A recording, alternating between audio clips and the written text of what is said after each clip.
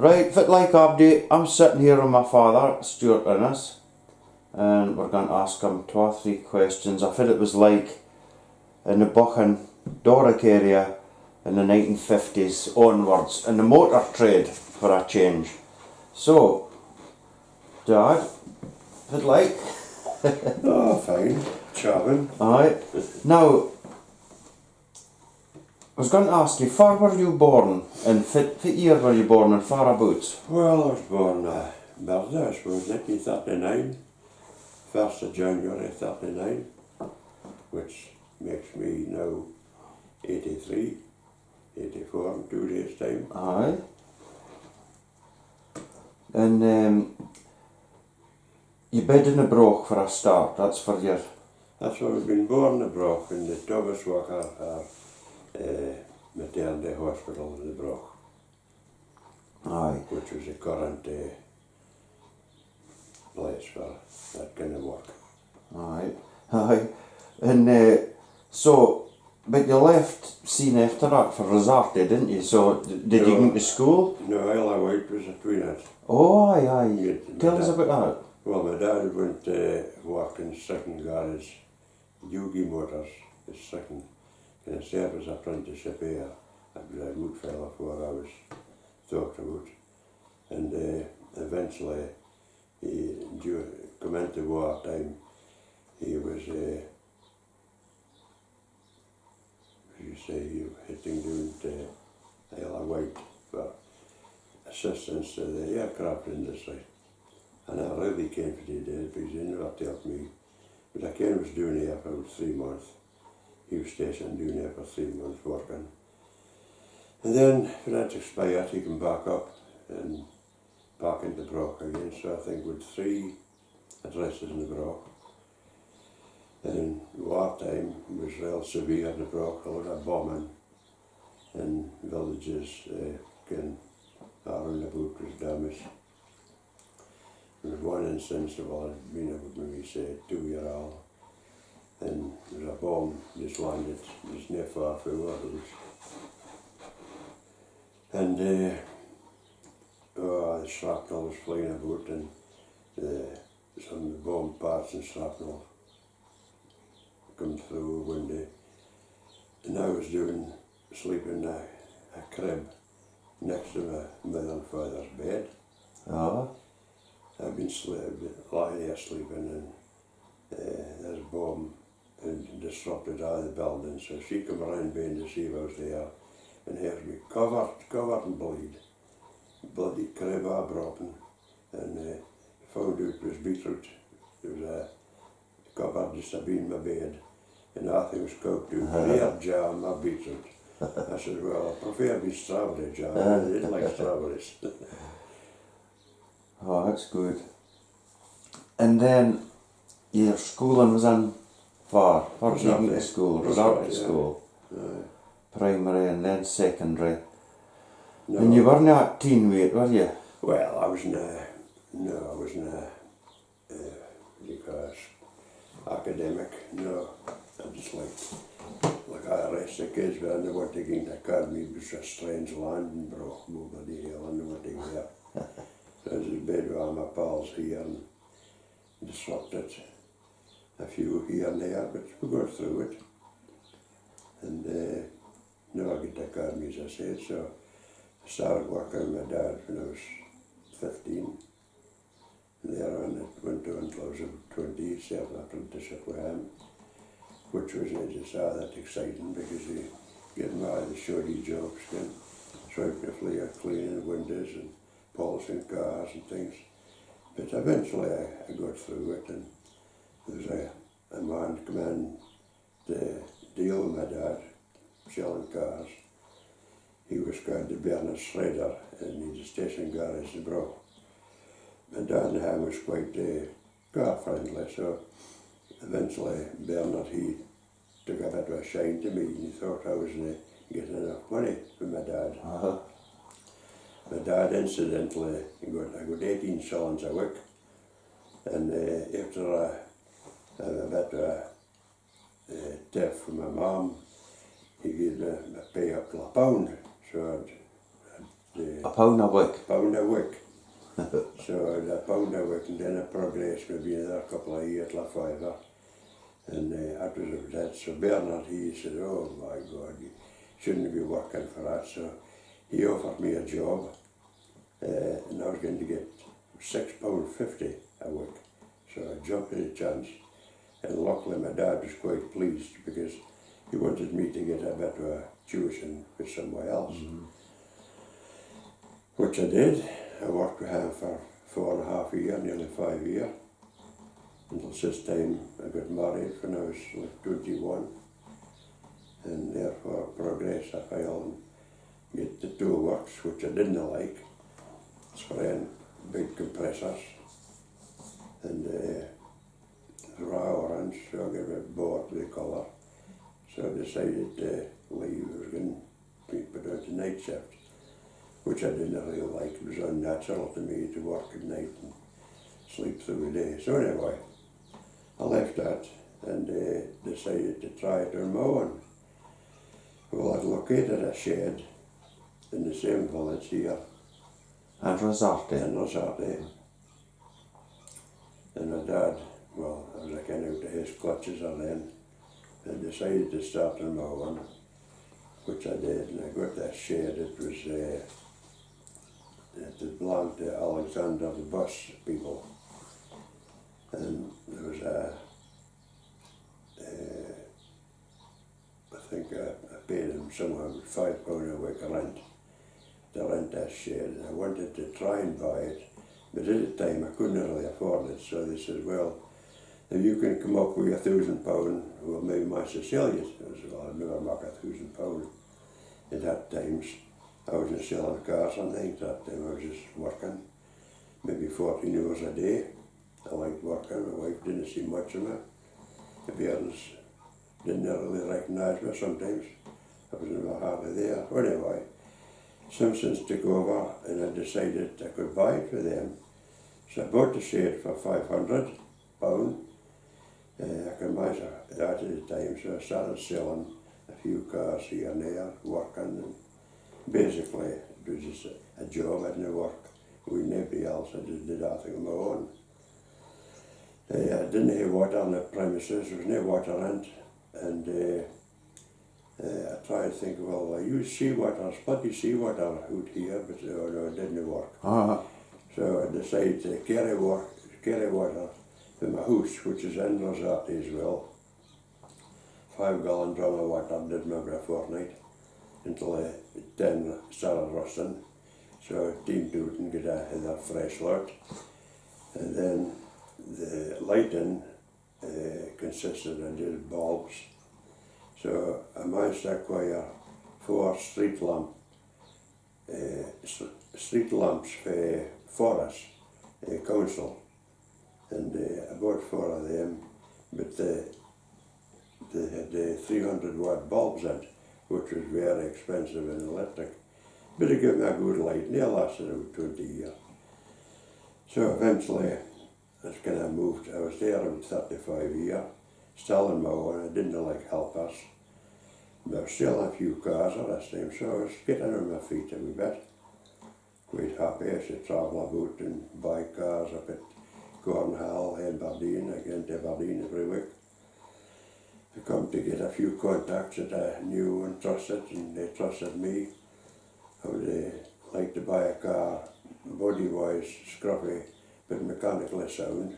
I prefer doing the body work, painting, body work. Now when we work 12, 14 hours a day just to get this car ready for a weekend, I like to do maybe 2 cars for a week, and just need to phone up. I sent a reasonable, well, a guy I knew quite well, and I could sell him on scene just through the phone because he sort of trusted me at that time. And I was the same with him, so I gave him a good product. Well, anyway, I moved on for there. Alright. So can I take you back to when you were starting out with your dad in the little garage in Rosarte? How many folk were working with you? Was it just you and him, or was there more? No, there was 5 of us eventually. There was 3 men, my dad and me. Aye. and you served your time as a mechanic, but there's someone you told me afore about masking tape. That didn't exist at the time. How No. did you use afore Grease and newspapers. to spray cars? Well, I was masking the windows in the chrome, used grease. I had a good tin of grease here, put it on your fingers, and clap the newspapers onto the grease to stick. Spray the car, and then wash it off with petrol when it was dry. And then one day, masking tape. Masking time, my dad came back from Aberdeen and takes out this parcel with the cubby hole. What's that? Oh, he says, masking tape. It's a new revolution. He says, you need to use grease now. Now we bloody stupid. No, he says, it fairly works. Abby's using it in Aberdeen, so it must be good enough for them. It's good enough for me. Masking tape. Try it. So I never looked back since then. Still use it yet, along with newspapers. Gee whiz. Aye, that's a first. And Cattle I was there first. oh, It used to be filler, again just like hand filler, stover. It took ages to dry and hard, now an act again, in most cases. And then cattle oil come to go. Fiberglass cattle oil started up, and that was a major help. Cattle oil was got many different variations of it, and so it's still used today. Filler, solder. I didn't do a lot of solder, but I did some. Side light lamps, and a Mercedes or a Jag had little bulb side lamps, and I can fit them solder, and that took time. Like that's why I prefer to work on my own, because I didn't have to adhere to a boss, like work maybe twice as long as somebody else, but I was happy doing that. aye. So when you were 17, that kind of age, if it was a nightlife like in Rosarty and the Broch and the Buchan area, what kind of things did you do? Well, I started going to pubs, I suppose, but I couldn't really afford to do much. But I was singing to dances, certain and mentally. Oh, And it's a foreign breathalyzer, so we was singing here, and we had a Rosarty Loons had a special room in the Mormon Arms in Stricken. And they sing up in the bus and sit on the night, maybe it would, 15 loons, no coins that time, and sing up in this room in the morning at the old second to drink. But the pub shut at 9:30 that time, so we didn't have much time, so we just scoop them up through the time till we got drunk enough to go up to dance and start dancing and swearing and things like that. So that could go on, but my dad wanted me to come into Aberdeen with him one day to pick up a car he just bought. And I said that afternoon, and I said I was never keen, so I came down to my catch a bus at 7:30 to go up to Sutton. So I said, well, I'll come and drive a car here with one condition, what's that? That I can get a car thing up to Sutton. Oh well, you're wanted, because no other way of getting it home. So I got home and picked up a car, drove to Sutton. Well, by that time it was 9:30. They were all closing, they were off a strict with their times. So I sees the barman and I says, give me 3 Carlsberg special brews, please. And he says, let me drink a special brews here. I said, I am. So I bought 3 of them, and it was time up, you see, so I couldn't buy any more. So all the other boys was there, was all drinking vodka, brandy, whiskey. So I had to catch up with Carlsberg special brews. And I was as drunk, I was carried up to bloody Sutton and laid on a seat the rest of the time. I never saw a dance yet. And the car was left, I came home to the bus, getting up for the next day. So at that time we went to Comiston for a dance. And the lad that I was with had a friend that had a Vauxhall Wyvern. And Willem, he used to polish and clean his car as guy doing it was a skipper.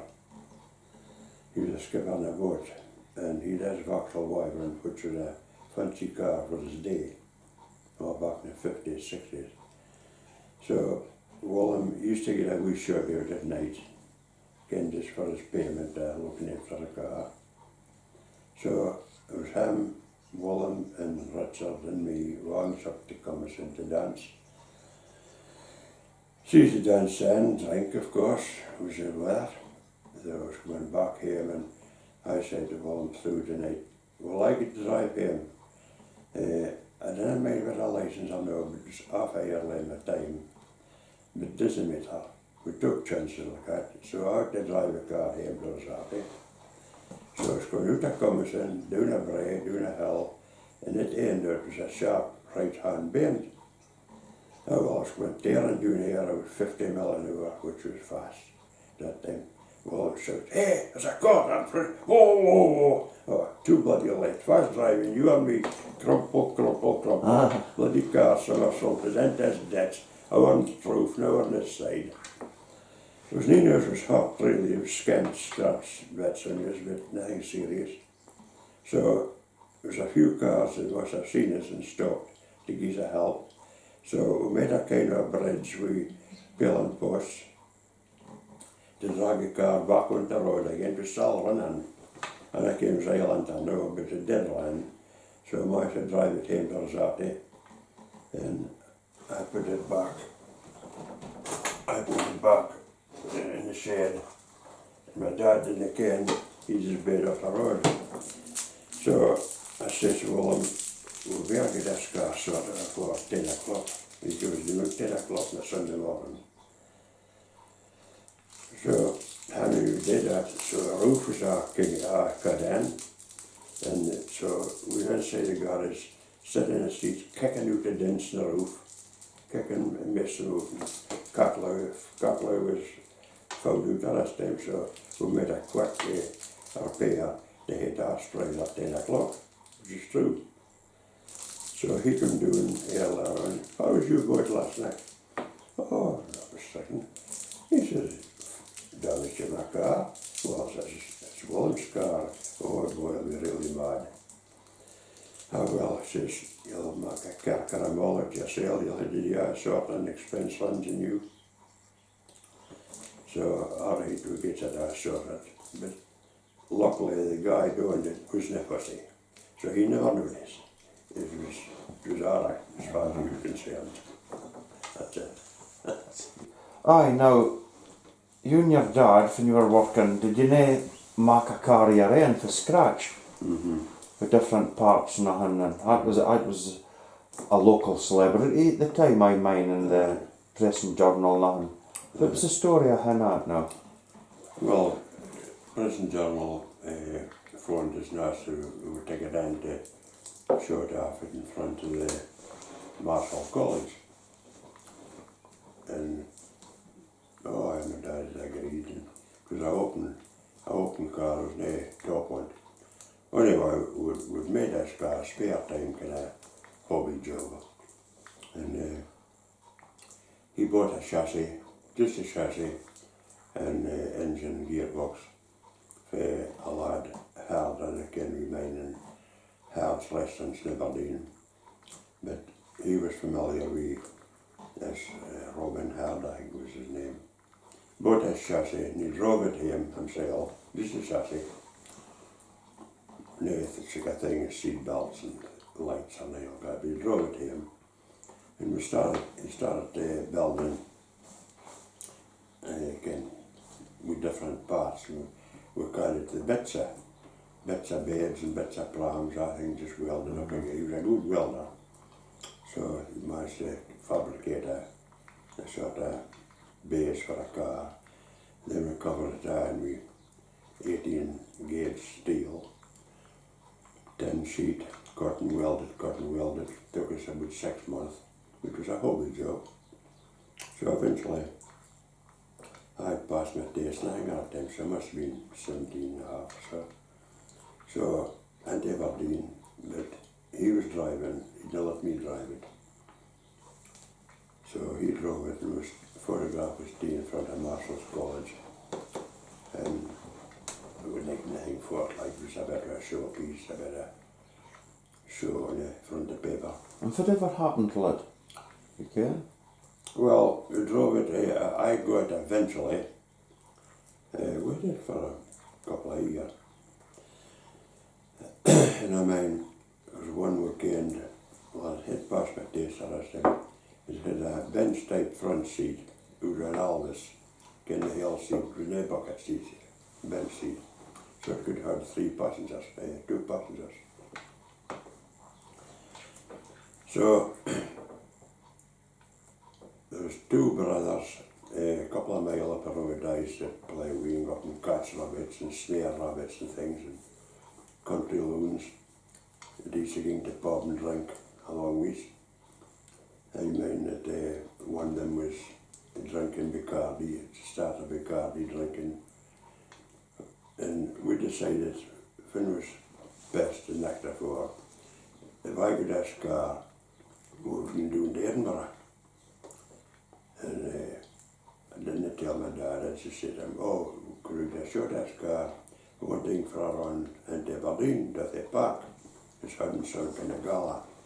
Well, locked in places, but we bypassed Aberdeen, right down to Edinburgh, with this 3-seater, Johnny and Eddie.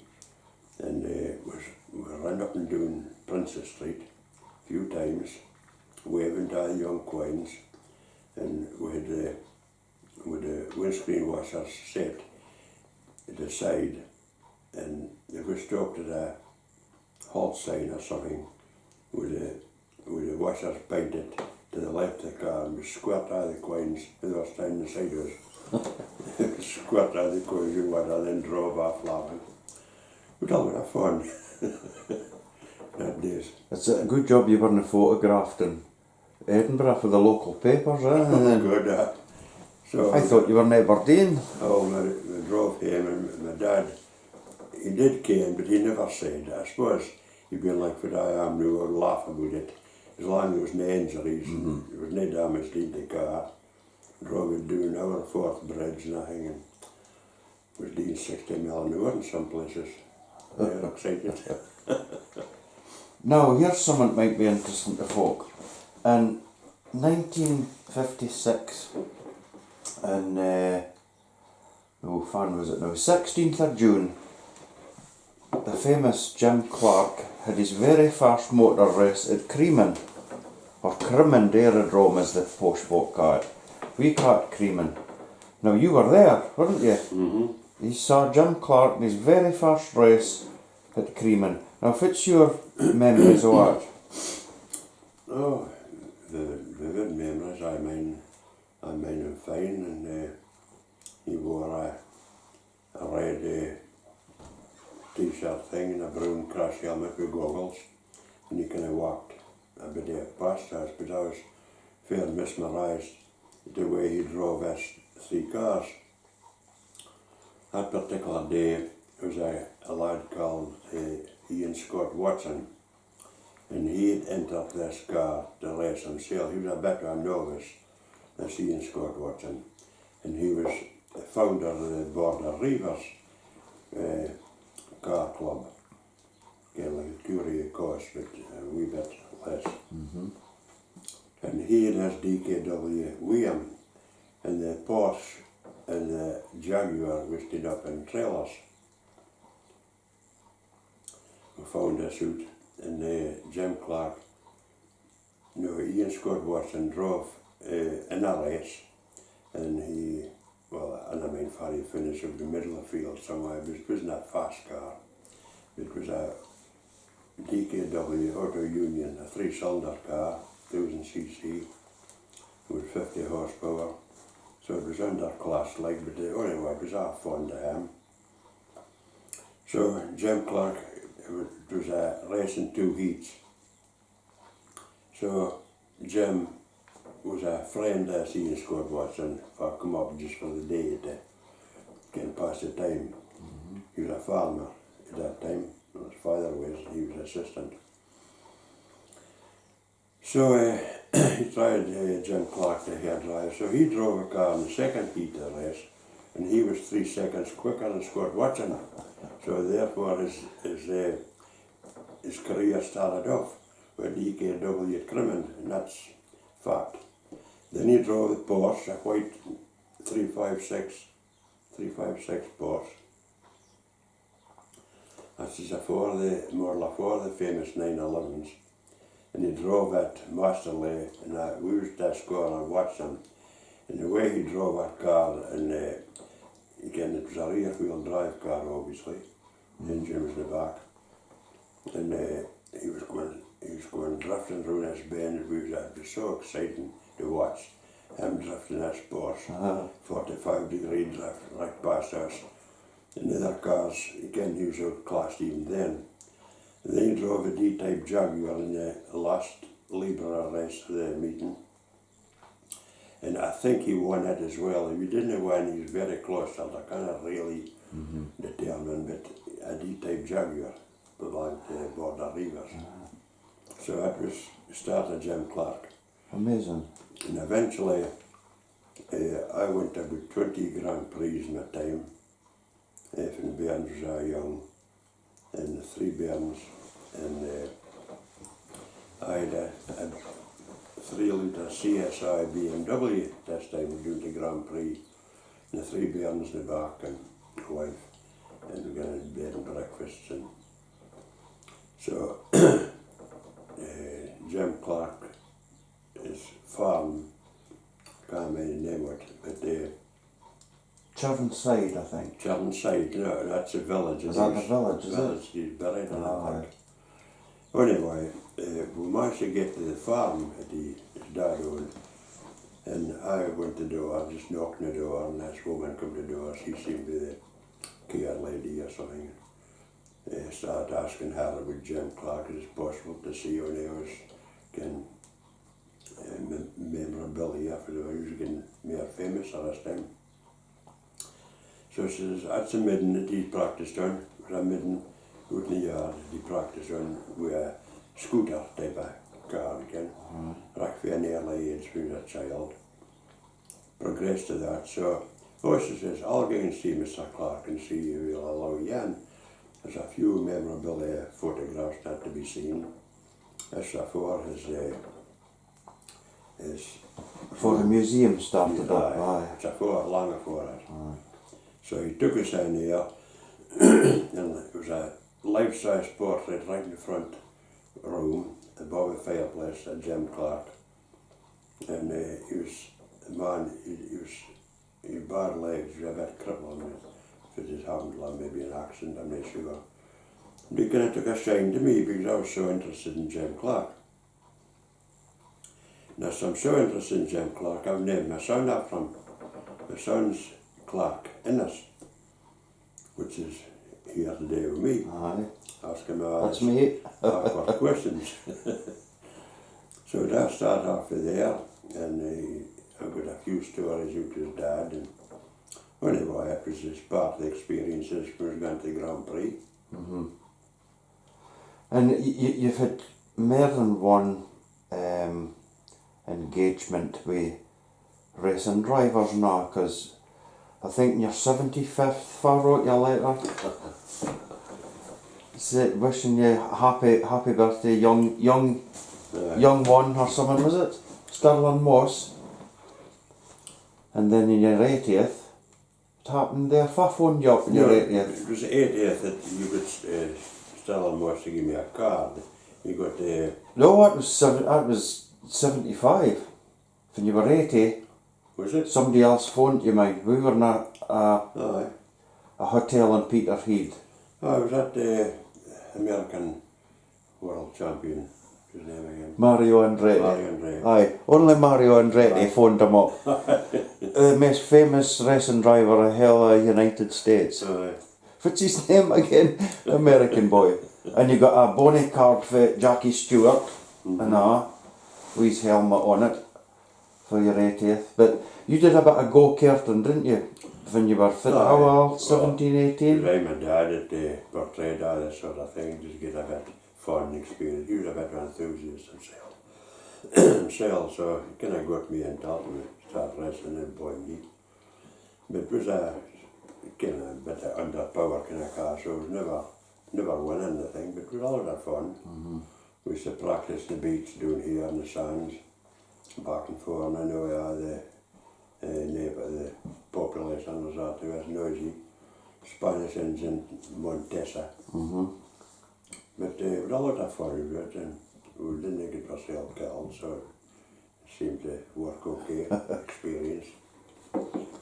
And moving on with your job, because you became awful well known for your paint jobs for a lot of cars, and folk used to come from near and far to send you special cars to get done. But in the 70s, you discovered something called Metal Flake. Tell us about that. Well, first of all, before I started that, I think two of the most famous jobs I did was making two rear wings for a Bentley. Lad in Aberdeen, my dad knew, and he had a Bentley which he couldn't get wings for. So my dad had suggested me and I go at making two, which I did. It took me 6 weeks to fabricate and make two wings for a Bentley. I don't know if it model it was, but I made them anyway, so that was a good start. I mean, I think I got about 100 quid a wing or something like that, working out 6 weeks on it. It was a good experience, and spoken about even to this day by certain people. And then this job, the Metal Flake, had started off, and I like to do something different if I could. There was plenty of wealthy fishermen in this area making £1,000 a week off of fishing, and they wanted something different. And can you say what Metal Flake paint is for folk that do not ken fit? Well, it's what's it look like? It's a little micro, like micro. Like glitter, isn't it? It's glitter, metallic flakes. And if you see them under a microscope, they're about half or 32nd of an inch square. But they're square and they're sharp. So, if you like to measure them, I used a suction fed spray gun that time, with a content of a litre. So I used to measure maybe 3 ounces of flake and filled up with lacquer, and it was cellulose lacquer that time, which took a long time to dry and need a lot more coats than modern lacquer.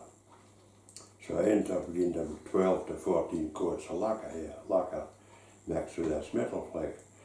Now you had to put in 3 bowls, ball bearings I used, and they're going to constantly agitate, shake it, because the flakes are sunk to the bottom. Constantly shocking as before you get a stroke of spray. So you're constantly shocking the bloody thing and spraying up and down. It was a crafty kind of job, but I took it up because I like doing that sort of thing. So this particular Capri I did for myself, a 3 litre Capri, which is my favourite cars at that times, and a few of them. And I never together, but it's a car I like to buy. So I just seen it was like Christmas tree colours, green and red and gold, hairspray on top of a black base, spray the car black, and then that's Metal Flake. But then if you sprayed a couple of coats, it was rough, like 40 grit sandpaper, why this particles standing in their end, sharp, you tear your clute. So I had to smother it out with lacquer. It took me about 3 days to spray it. Let it dry and spray it 3 days. And this Capri, I think, 12 or 14 coats is good. And then you left it maybe for a week or so, because it took so long to harden. And then you flattened it out doing with 400 grit wet and dry paper, flattened it. And then the base part was spraying the last 2 coats of lacquer in top of this flattened paint. You go up like a mirror. So all together took me 3 times the time as I would have with normal paint. But the next fishermen lads was willing to buy it, spray it. So that wasn't doing quite well, but eventually got into more different kind of work, and I still have actually some of the metal flake in my shop, in my little shed. Still have it yet, but it'll never be used, I suppose. I seem to mind that you did a few cars, Capris, Datsun 240Zs and a heap of motorbike fuel tanks, didn't you? Yeah, a lot of fuel did a lot of They that were thing. easy, aye. I wonder if there's only still about. If anybody does ken on if I was watching this, send a photo in, because we'd love to see them again. But another thing about the Henley Garage in Rosarty. Now, Rosarty, to folk for na ken, it's nae way to only way. So, if you're going to Rosarty, you've got to be going there for a specific reason, haven't you? So, that must be hard to try and run a business, especially a kind of, like in the motor trade. It's near like Aberdeen for folk are coming and going, and you get opportunities a bit more to buy and sell there. So, what did you hate to do to advertise to sell cars and nothing here? It must have been harder. Press and Journal, advertised the Press and Journal, the local Brock Herald. Brock Herald, I did sell a few cars through the Press and Journal. In fact, I still have one just now. It's I bought the red Mitsubishi is through the Herald, Press and Journal. A colour photograph in the Press and Journal. Already had a blacking, and I fancied a red one. I said, well, I'd seen a red one, and I said, oh, I'm going to get a red Mitsubishi one these days. But I bought this blacking on the way to auction, doing in Liverpool. But I fancied it red, so I went to Dingbros and bought the paint and 2-pack paint that I use. And as a set to spray this black Mitsubishi red. Left the paper once, sitting on the morning here for breakfast, and opens the paper, and here's a red Mitsubishi advertised in a little red photograph of the paper. Oh, bloody hell, and it choked my cornflakes. I couldn't wait to get on the phone to phone this guy. In Aberdeen, he was a offshore, well, he was some kind of electronics engineer. And eventually I bought a car, I was into Aberdeen with a blacking, and he said, what the hell do you want another Mitsubishi for? Oh, well, so I just like the colour of your ring. So I ended up buying it, and now, so I've now 2 of them. The black and the red one, so if somebody wanted to see to buy it, I'm the age knew I want to sell them. Oh, still a salesman, you see. Still a salesman. We do all driving and insurance things nowadays, so they're for sale. Ah, that's good. Now, going to flee back to younger times, just maybe left the school, or maybe you were at the school, when you used to play the pipes. Now, tell us about that. Where did you learn to play the pipes? Who taught you? Well, I learned in a Cairnball aerodrome. The caretaker there, Jock Murdy, he was obviously in the army, and he was a piper bed in St. Combs.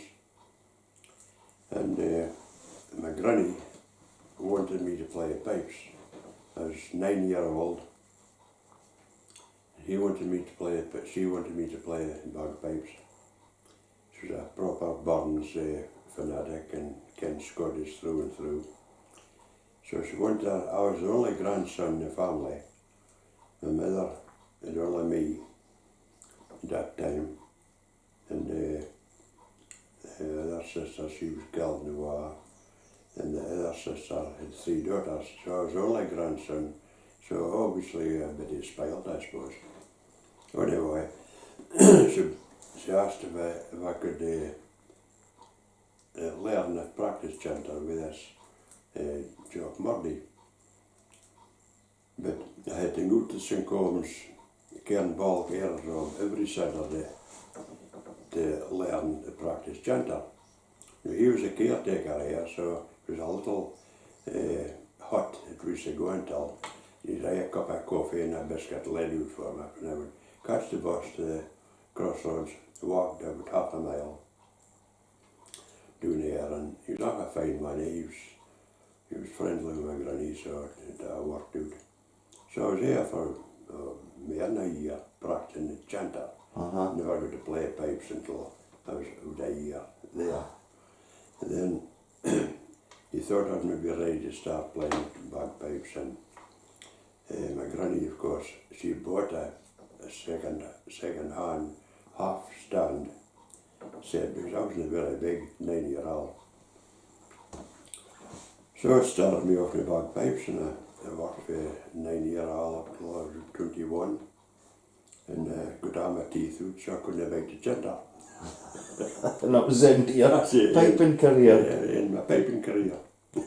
Dentists have got a lot to answer for, haven't they? Well, I had pyorrhea in my back teeth. Somewhere in my back teeth, the dentist had told my mother. So it's a Thomas Walker Hospital in the Broch, a little hospital in the Broch. I did that sort of thing. The dentist took me up there to sort this pyorrhea. And my top two front teeth was growing inwards. I was biting this chanter. Against the bite, it's a wooden chanter. It was the ebony like it is now. So I'd over time bitten a ring right through the chanter. I wasn't through, but it was very near. So we resolved my second teeth was coming in, so my teeth grew inwards. So a dentist was going to do something about that, and I came going to go to him anyway. He then gets a dental operation done, just a chloroform, knocked you out, and I can't think I woke up. Not a bloody teeth in my head. They got the whole lot my teeth out at 21-year-old.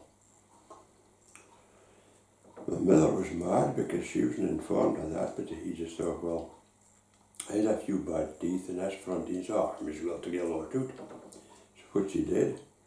So I was began to go with my wife that time, well, my girlfriend that time. So she thought I was off I do, I never laughed at much. But I had teeth, I got toppings in it before I knew her, but the bottom means had to wait, and my gums settled. So she said, smile, man, smile. You never see you smiling. I had no bloody teeth, I was feared to show her. Imagine that happening now, eh? You can't get your teeth out. And you're walking up now, your teeth are taken out. You'd be a millionaire. Yeah. The claim was direct. So did you have any other hobbies apart from that when you were a young loon? No, I didn't like ball games, I didn't like field. The only thing I was good at was throwing a cricket ball further than anybody else. In the school sports, I could throw a bar right across a hairball. But that's, I was never much sporty minded really.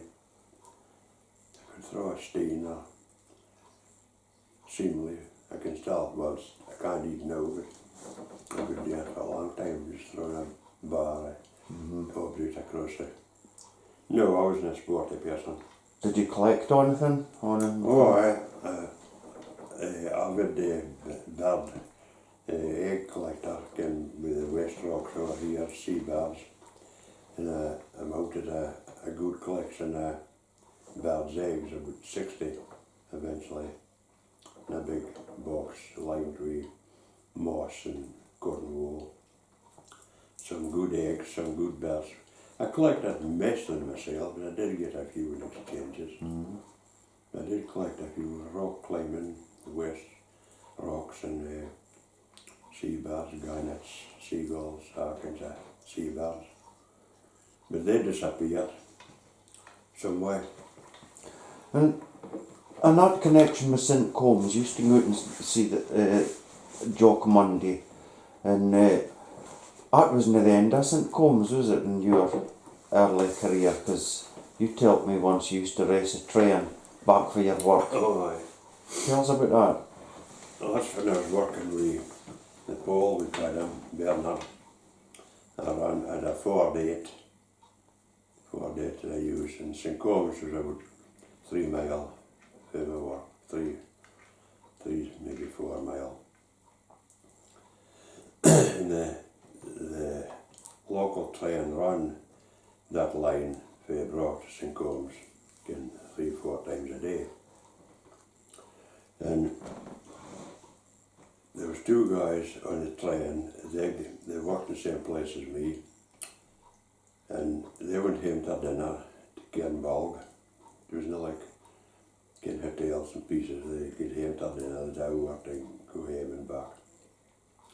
So they're on this train, and I would try and race the train. There was 2 drivers in the train, Gavin and Andy, 2 men. There was, Gavin was fast, Andy was a right slow bugger. He would get steamed in the good train till he landed in Cairnbulg. Anyway, Gavin was a boy to beat.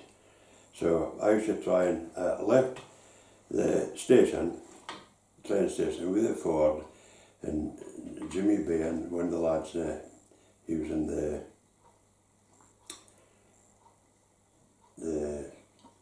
boat up, marine side of the business. He was in the marine side, and he says, well, I'll time you, starting from now, and then till we get to the station in Cairnbulg, and Varalpia, Cairnbulg, whatever it was. So I would time you.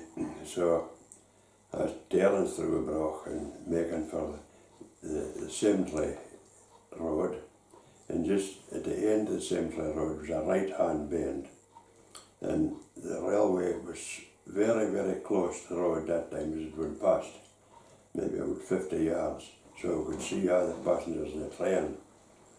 So I was driving this Ford around here, sometimes up in 2 wheels, and you know, going up so fast, up in 2 wheels, and Jimmy is out to the train window, waving a fight hunky to me. He saw me when I was there.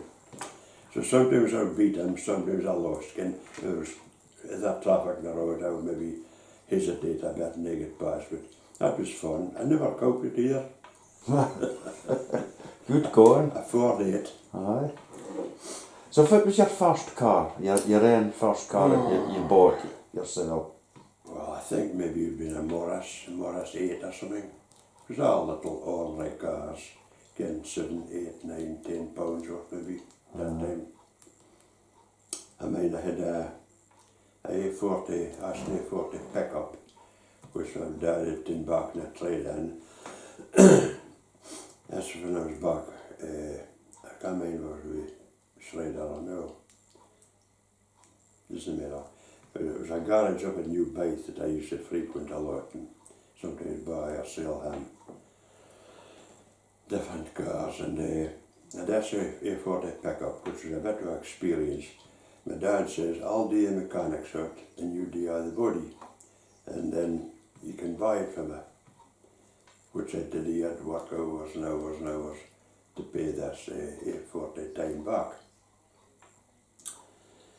And it had a sprayed inside, outside, made it look really nice, and heated the engine up.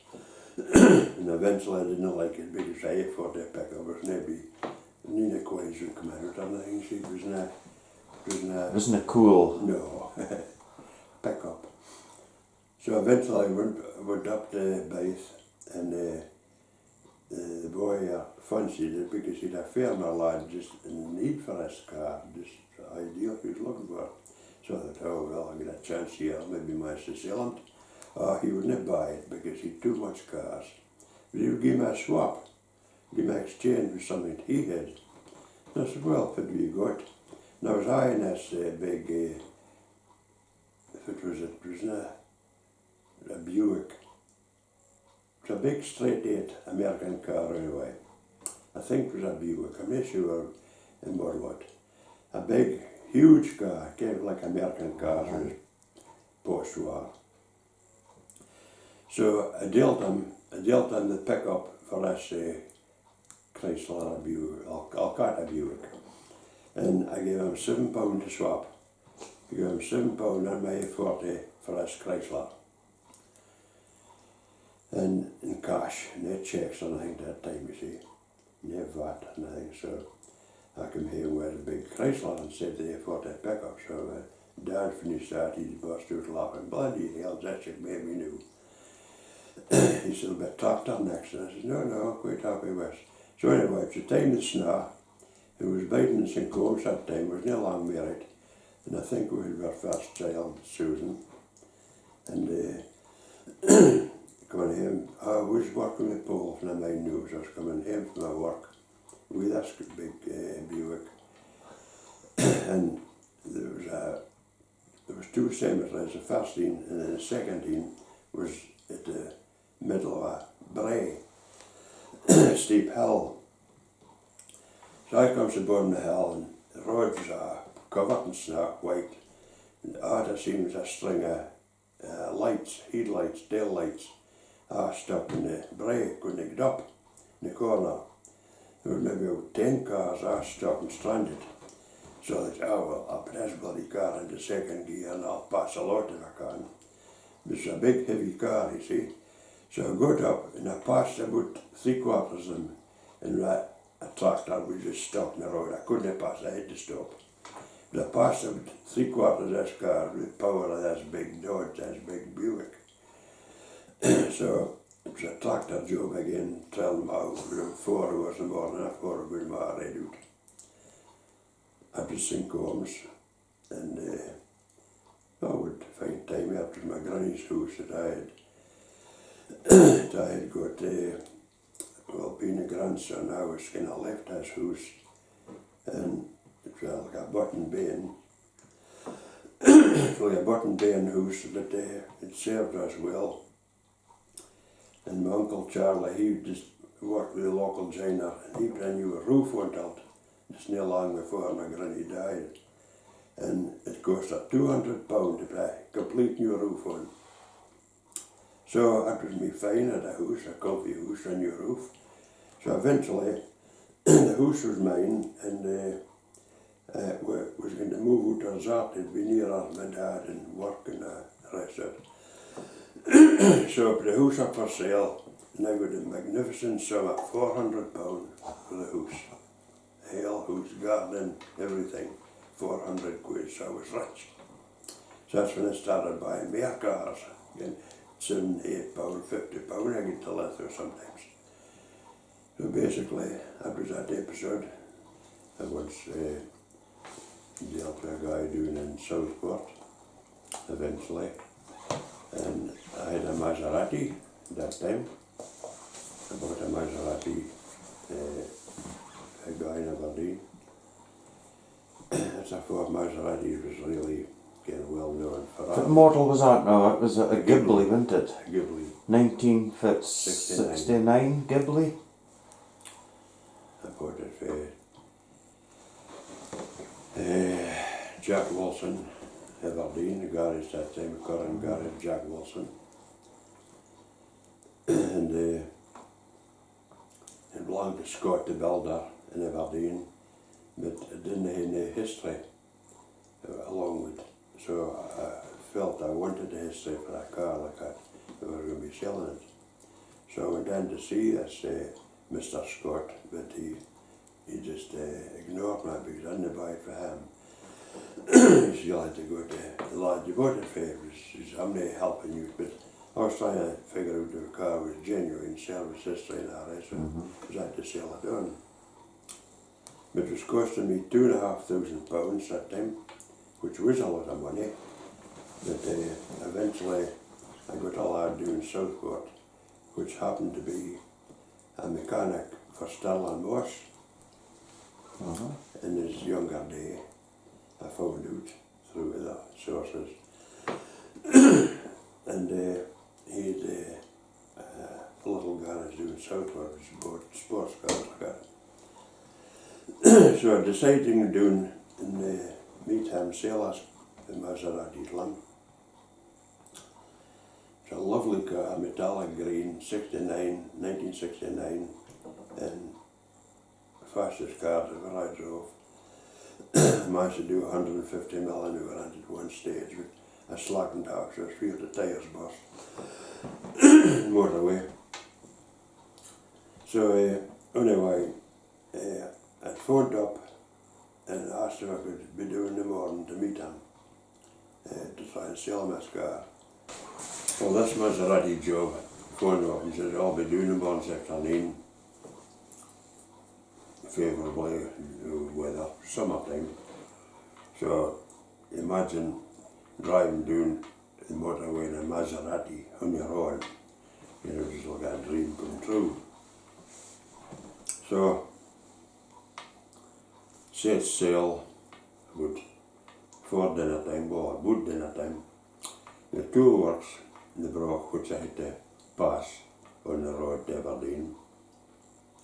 A lot of traffic, a lot of cars going out for the side road onto main Broch Road. And this guy had stopped at the halt sign, but instead of waiting around past on the main road, he just drove right out in front of me. It's Maserati. There was only a space for half a car left. I had to try and get through, so I couldn't stop. So either hit him or hit this lamppost. I chose a lamppost and scored the side of the Maserati, front wing in the door. So we wouldn't get a guy enough of bollocking like it. You know, we wouldn't have to pay damage or it, but blah blah blah, he'd pay the tip. Kindly tell them, I was no what the insurance involved. Anyway, straight home again, on the baler suit, starts repairing this bloody job.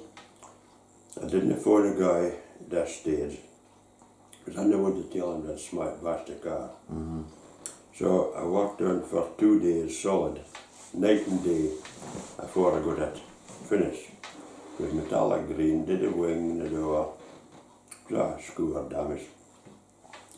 Knocked it out, felt it, splayed it.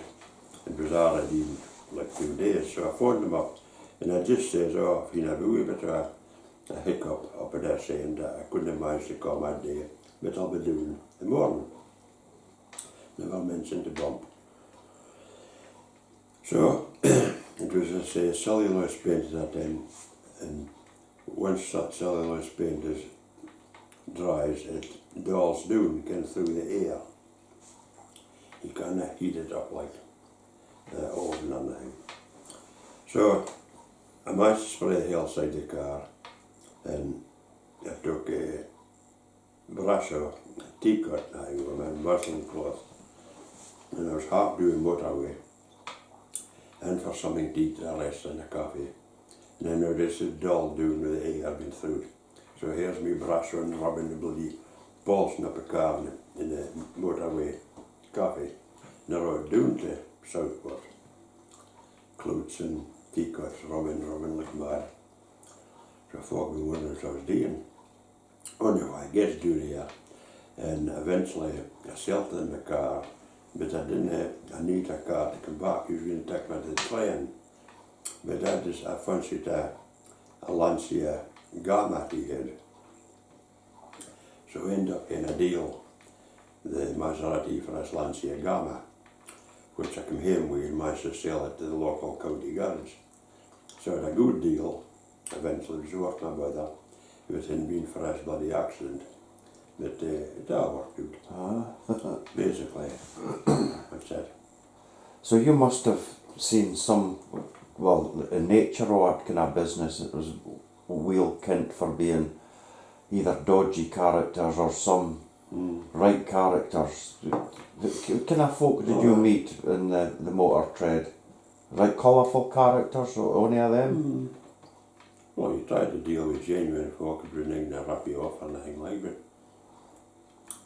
My dad, I learned a lot off my dad in selling wise and communication with different garage owners, and decent folk near Rogues. And my dad used to get to Aberdeen every Tuesday. Basically my car had been ready to sell, and he was going to the Bales Hotel in Aberdeen. After dinner, maybe a dozen car dealers and associates get that in on the Bales Hotel that time, Union Street. So in your kind of trade, you must have kent some characters. Is there a name you can speak about legally? Well, there was one guy, I wouldn't name him, but he was turned out to be a good friend and a guy that I could deal with, sensible guy, liked a good car, liked a good deal, but he would deal for anything, came motorbikes or dinky toys or anything. This particular day I was in, and I had a sit-on. I liked the sit-on skin suspension up and down. So it looked a lot better when the suspension was dropped right down as far as it would go. It looked better. So it's a red sit-on, it wasn't the SM, it's a model of the XM. One of the wagons in and parks to the side of his house, sideways, and all the suspension doing so it looked really good in the sunshine. So Alan, a great big fat lad, and he comes out and sees this car, and I see him here looking at it, oh, he fancies this car. So eventually, he said, I'll get a deal. He was able to try and deal, get something goes in a while. And I said, no, so I'm trying to sell it. I have a car to pick up in Aberdeen, so if I sell you this car, give me a run at the bus station and I'll get it. Hey, my way. Oh well, he told me a story. He said, there was a lad in just yesterday and he wanted like a deal, but he didn't have a car to trade in. What did you hear? He had a caravan, which was fair enough. So he says, take it round in the morning and I'll see the van and give you a deal, a price, a deal with this car. So when he come round, Alan opened the caravan door and out fell half a dozen boxes of cornflakes. So he looks inside, there was over 1,000 bags of cornflakes in it. So he dealt him what? He dealt him a caravan chocolate block with cornflakes packets. And he dealt him for it. And the boy managed to deal, he bought him for a defunct hotel or some business. And he put him in his caravan. And he kent a good deal with Alan, so Alan ended up with 1,000, actually virtually 1,000 packets of cornflakes. Super. So he said, for the way I did the woman I came, but he would have got rid of them. He would have sold them on to some other outlet, you know. Aye. He was a rare lad, he could, it was once I got in, and it was Christmas time, and I'd bought a few presents in the car to take home. But I put stuff in the boot that I just had bought for Christmas presents. So I sold him a car eventually, and he says, there's one thing to take good out before you go out. I said, no, I forgot about this few presents in the bag. And I had 4 boxes of Swedish chocolates. So when he called me to check and see there was nothing left again, this box of Swedish was missing. He'd pinched all the Swedish. He's a lad that ate like 4 pies at a time, a great big fat lad, 24 steen. He was sitting in his couch, and his table was his chest, as big again. He sat with a box of chocolate and just fed his face on it. True. She was. What about the boy that used to speak about who would come up and deal with your father in a helicopter and nothing? He was a colourful son. And Tommy Dixon, he was that was one of the guys that come to Bales Hotel on a Tuesday. He come up from Perth, Dixon's at Perth, famous place now. So he was just kind of growing that day. He was a little wiry lad, and he was a racing driver, and he raced at Le Mans now. He was really good. And he was either compatriot at Jim Clark's racing at Cremen earlier on. And I mean, he drove a Lotus 11, and Brian Naylor was a other contestant, and they had similar cars, and they just raced themselves to round the track and nudging each other. For the race finished, both cars was smashed front and back. He just drove into them like Erskine, trying to overtake and give him a scare. He just, 5 hours later, he split eye bonnet net, but he couldn't replace it with a bonnet. The rest, that's Lotus 11's. Brian Naylor was his name, and Tommy Dixon. He was a right ill-tucker kind of lad. He wore glasses, a little wiry guy. Anyway, he was the boss of this Dixon's up here at the time. He come up to Aberdeen, and he usually liked buying cars from my dad because he came to be good and well done up, and he may buy 3 or 4 cars at a time. He may buy an Aston A30 and a Ford Anglia and a Cooper Bristol, E-type Jag, all the same day. He could sell them. Cars were scarce at that time. So, this particular day, I was with my dad and we were dinner in the hotel. So it comes, and there was a tenner between them dealing. There was tossing the coins along the pavement outside. This dealer lads round in circles, and tossing for £50 notes, I think, at the time. And there was one lad of West End Garage, he was ever lucky, and he said to us, somebody for a half crown. It turned out it was a half crown, that's why I won. It was all good fun, genuine fun. And told me he would tossing for his petrol home to Perth. So it can maybe cost a 5 or a 10 maybe for petrol. So if he wanted to us, he'd a free run here with a tenner. That's kind of fun. But he had a helicopter, funny enough, 4-seater helicopter. And we bought cars from my dad. He would come up with a helicopter and 20 drivers with him, which he did this particular day. So my dad used to phone a local policeman, was a local policeman at that time, phone for permission to land in the Fidbar Park, was that time before the golf course. And he used to get permission to land, so this chopper arrived, fluttering around, ready to land the car park. And all the bairns out of school was excited, this chopper flying and trying to land. So he did eventually land, and the kids was all about it. So we drove up, we won the cars. He made bought 3 cars this day. He had only 2 drivers with him, and he couldn't drive because he was piloting the aircraft. So there was 2 cars went.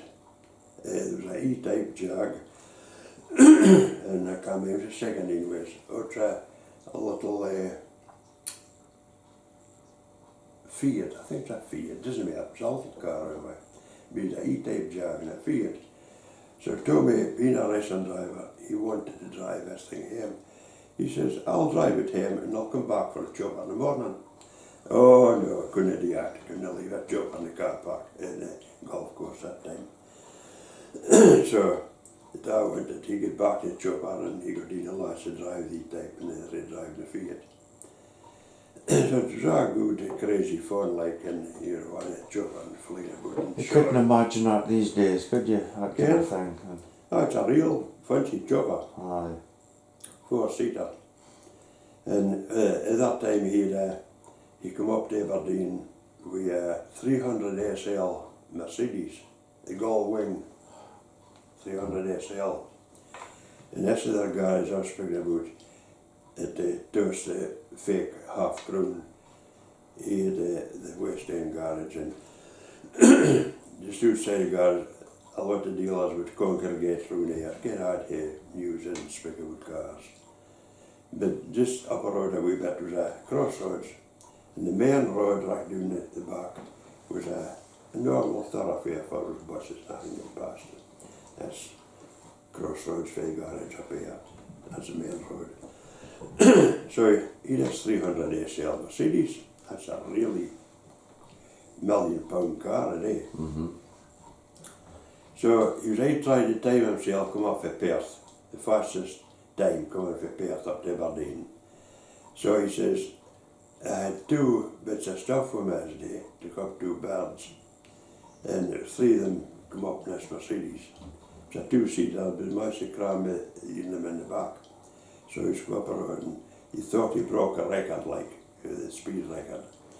Anyway, he was letting us see it, and he asked any volunteers who want to come here running, left-hand drive. Good morning, no? He volunteered saying there was nobody who was going except me. Uh-huh. I would go. So I was on the right-hand side in this Merc, shut the door. He couldn't have gone very far, it was in the actual city. One of I was running in some of the streets, and the mine them overtaken 2 cars on the roundabout. There on the roundabout, and he overtook 2 of them, broadside on, round this roundabout, down the street, down this main road like this. He was doing 90 mile an hour last time, down this straight road. And in the salesman at the garage, he was waving a bloody flag, you see. He says he told that before he started now, if there's something coming away, danger, buses, I'll wave this bloody flag to you. Oh. So Dixon doing here with 90 mile an hour, and me are excited and doing here, so Mort out of waving this bloody flag as much as there's a bus coming. Oh well, Dixon never lifted his foot. He'd get right sailing through, and the bus lad never saw him yet, he could by us fast. The bus came this way, he just missed him by bloody inches. That's rather exciting. He sounds like some lad. Oh, it does. And I came there, lived on the house. My dad's up a friend, look at him, selling a lot of cars. Dixon at Perth, they're still to go yet, but Forrest and ours, Perth and Forrest. But he was a real character. Well, maybe they'll see some of their stories. They'll with their granda maybe, or fucking. Oh well, he must be in his 90s if he's still living. Aye. Well, thanks for speaking, Dad. This stories for Doric TV. It's brilliant. I'm sure folk will be highly entertained by all this. So. Well, I've lived this time, so there's either 50 to go, I suppose. Well, sorry. Right, well, we'll sign off. This is the 1st of January 2023, so Happy New Year update. Aye. And same to you, Ians. We'll hope we've got a few more. aye, we'll see you again. Right, ta-ra. Ta-ta.